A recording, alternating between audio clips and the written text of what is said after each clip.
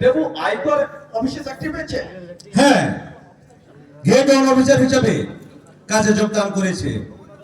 এমন লোকের চাকরি কি করে বাঙালি ছোট্ট, যেখানে লক্ষ লক্ষ শিল্পীদের বেকার ঘুরে বেড়াচ্ছে? আয়কর কমিশনার মিস্টার মিলনকে ছিল। ভালো করে তিনি তার মেয়ের সঙ্গে দেবব্রতের বিয়ের কথা চলছে। কি বলছো দাদা? তোমার কি মাথা খারাপ হয়ে গেছে? দিদি যাবে বলে জানলেন না? একটা অবাঙালি মাত্রা দিয়ে মেয়েকে বিয়ে করে দেবো? ওর যে তুই তো জানিস ও যা করবে তা করবে। আজই আমার সঙ্গে ফোনে আলাপ হয়েছে, আমাকে ওয়ার্নিং দিয়েছে। ওই বললে রিটার্ন যেন ঠিক ঠিক দাখিল করা হয়। হিসাবে কার ছবি থাকলে এই 7 ঘাটের জল খেয়ে ছাড়বে। আরে তুমি বাবার বাবা আছে, বেশি তাড়াতাড়ি করলে ওই হায়ার অথরিটিকে জানিয়ে আমি চাঁদের জুতো দিয়ে ছাড়া করে দেবো। তারপর দেখে নেবো রাজদিনের পুত্র ছাড়া আমার কি করতে পারে। ঠিক আছে, যা করবার তুই কর, আমি এর মধ্যে নেই। অনেক পাক খেটেছি, আর পাক খেটতে আমি চাচ্ছি না। তবে যা করবি একটু ভেবে চিন্তে করবি। দেব কিন্তু ধুরা নয়, জাত গোত্রে।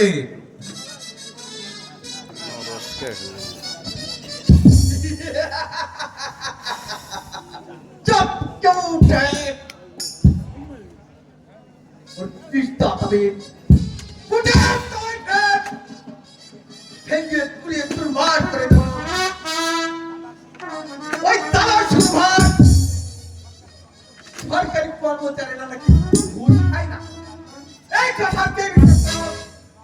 এই হিমাদ্রি মুখার্জি বিশ্বাস করে না। এই নিজের হাতে লক্ষ লক্ষ টাকা আমি ওই ইঞ্জিনিয়ারদের পকেটে ঢুকে দিয়েছি।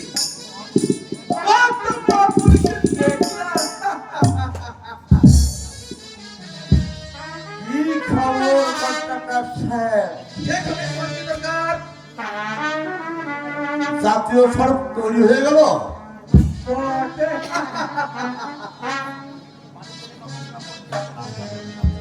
বাড়ি থেকে নবগ্রাম পর্যন্ত রাস্তা ধসে যাচ্ছে কেন? কয়েকটি ডিপথলিং দিয়েছ, কর্মমরিচ দিয়েছ, দিল্লি রোডের গুদাম থেকে ভিডিও মূল্যে চূড়া বাজারে বিক্রি করছো কেন? কোথায় যাচ্ছে লরি লরি টনশিপ? শয়তান! জাতীয় স্বার্থ নিয়ে তোমরা ছিনিমিনি খেলছ। তোমাদের সঙ্গে যোগ দিয়েছে ওই কতিপয় সরকার বেশি সরকারি কর্মচারী। রেহাই পাবে না হিমাদ্রি মুখার্জি। এই জনতার দরবারে তোমাদের বিচার হবেই। আমি তোমাকে সাবধান করে দিচ্ছি, কথা তার পক্ষে আমি ছুটিয়ে দেব। যা যা আমি নিজের চোখে দেখেছি লড়ি লড়ি করে টনশিপ তুই ভরানগরে নিয়ে গিয়ে বিক্রি করেছিস। চোরের আবার বড় গলা। তুমি কিন্তু আমার ধৈর্যের সীমা অতিক্রম করে যাচ্ছ। আমার ধৈর্য কিন্তু সীমাহীন নয়। আরে বেটা, এত কথা গেল।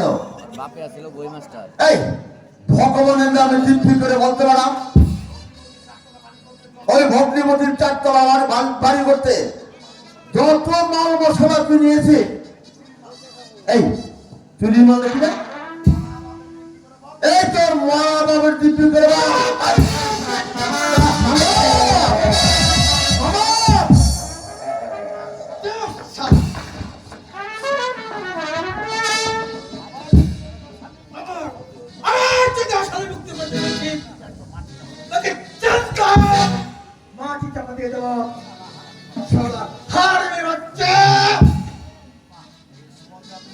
হ্যালো বাহ, বেশ মজা তো।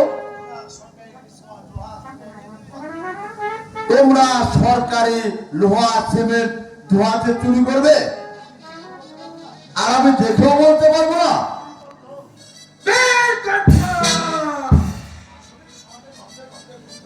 আসলে এই সমাজে রন্ধে রন্ধে ঘুম ধরে গেছে।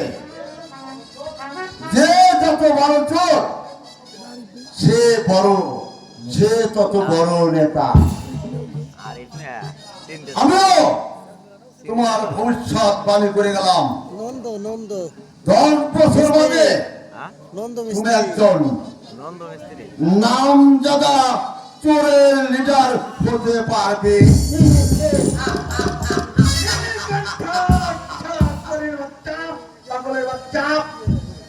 কি ব্যাপার মামা, হঠাৎ এই বৃদ্ধ মানুষটাকে খুন করতে উদ্যত হয়েছিল কেন? তুই এসে বলেছিস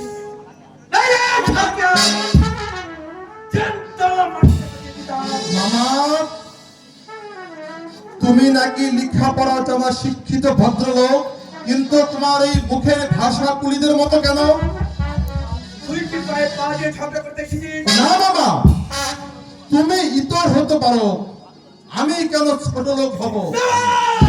মামা, তুমি নাকি দাদুকে ঘাড় ধাক্কা দিয়েছিলেন, সেদিন আমি বাড়িতে ছিলাম না। যদি আমি বাড়িতে থাকতাম, যে হাত দিয়ে তুমি দাদুর ঘাড় ধাক্কা দিয়েছিলে, সে হাত খেয়ে তোমার আত্মা থাকতো না।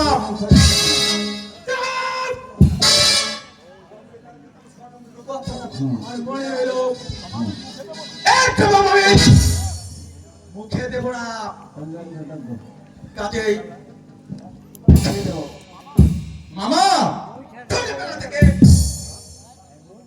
একটা কোকড়া সাপকে দুধ কলা দিয়ে আমি বলে করেছি, বড় হয়েছে আমাকে